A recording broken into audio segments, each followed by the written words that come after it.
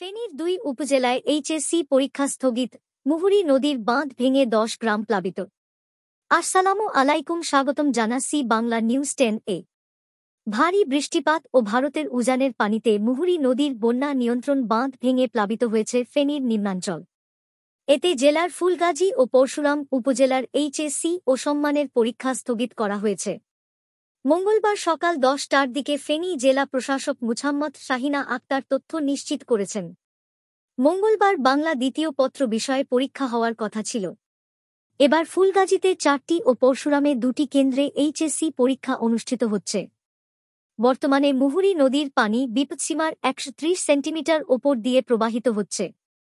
এতে বন্যা নিয়ন্ত্রণ বাঁধের ৪টি স্থান ভেঙে জেলার ফুলগাজী ও পরশুরাম উপজেলার প্রায় ১০টি গ্রাম প্লাবিত হয়েছে।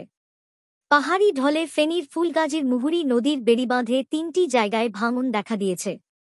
এতে লোকালয়ে পানি ঢুকতে শুরু করেছে। ফুলগাজীর এইচএসসি পরীক্ষার্থী সাদিকা শুভা জানান, বন্যার পানিতে রাতে ঘরে পানি ওঠায় খুব কষ্টে আছি।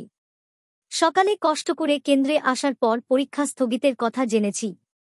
এ ব্যাপারে ফুলগাজী উপজেলা নির্বাহী কর্মকর্তা ইউএনও তানিয়া ভূঁইয়া বলেন, গতকাল রাত 11:30টার দিকে ফুলগাজী উপজেলার দৌলতপুর এলাকায় মুহুরী নদীর বন্যা নিয়ন্ত্রণ বাঁধের ৩টি অংশে ভাঙনের সৃষ্টি হয়েছে।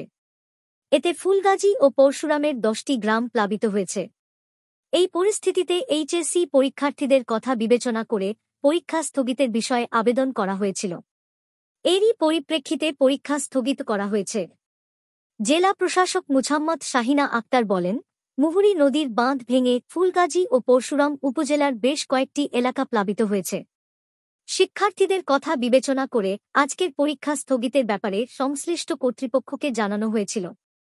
বিষয়টি আমরা ৩ বোর্ডকে, সাধারণ শিক্ষা বোর্ড, মাদ্রাসা শিক্ষা বোর্ড ও ভোকেশনাল চিঠির মাধ্যমে অবগত করি। এরই পরিপ্রেক্ষিতে ফুলগাজী ও পরশুরাম উপজেলার এইচএসসি পরীক্ষা স্থগিত করা হয়েছে।